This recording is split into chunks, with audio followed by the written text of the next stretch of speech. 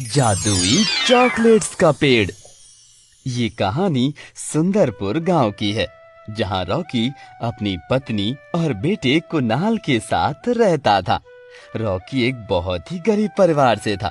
घर का खर्च चलाने के लिए वो मजदूरी करता था और उससे ही उसका पूरे महीने का घर खर्च चलता था। जहां सभी उसे बहुत बेइज्जत करते थे, वहीं मोना की भी बहुत बेइज्जती करते हैं आस पड़ोस के लोग। एक दिन जब रॉकी काम से वापस आता है, मोना, ये लो मेरी इस महीने की पगार। इस बार हमें थोड़ा कम खर्च करना होगा, तभी इस महीने का खर्च निकाल पाएंगे।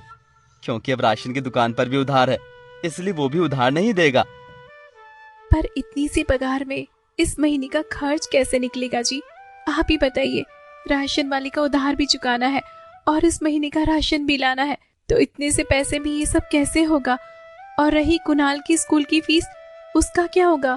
वो बेचारा तो स्कूल भी नहीं जा पाएगा। माँ, मुझे स्कूल नहीं जाना। सभी मेरा मजाक उड़ाते हैं। मैं वहाँ नहीं जाऊंगा। नहीं बेटा, ऐसा नहीं कहते हैं। पढ़ाई बहुत जरूरी है। और मोना, तुम फिक्र मत करो, मैं कुणाल की स्कूल की फीस के लिए भी कुछ देखता हूँ। शायद कहीं ना कहीं से जुगाड़ हो जाए। ऐसे ही कुछ दिन बीत जाते हैं। कुणाल ने भी स्कूल जाना बंद कर दिया था, क्योंकि उसके स्कूल में कुणाल की फीस जमा नहीं हुई थी। इस वजह से कुणाल घर पर ही रहता था।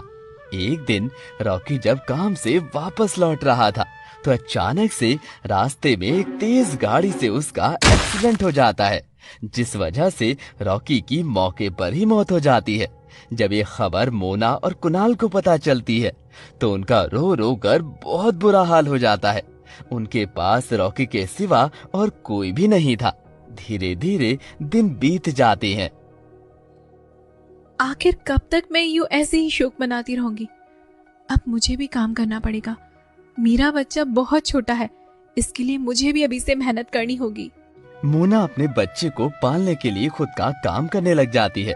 वो घर घर में जाकर झाड़ू पोंछा खाना बनाने का काम करती थी, और जो भी पैसे मिलते उससे अपने बच्चे को खाना खिलाती थी। अब ऐसे ही दिन कट रहे थे कि एक दिन कुणाल अपने दोस्त राजू के साथ बाहर खेल रहा था। तभी राजू की माँ वहाँ आ जाती है और राजू को एक चॉकलेट देते हुए कहती है, अरे बेटा देखो, मैं तुम्हारे लिए क्या लाई हूँ। तुमने मुझसे ये चॉकलेट मांगी थी ना, देखो मैं ये तुम्हारे लिए ले आई हूँ। राजू अपनी माँ से चॉकलेट लेकर बहुत खुश हो जाता है। तभी उसे कुणाल देख लेता है और उसका भी अब चॉकलेट खाने का मन करने लगता है।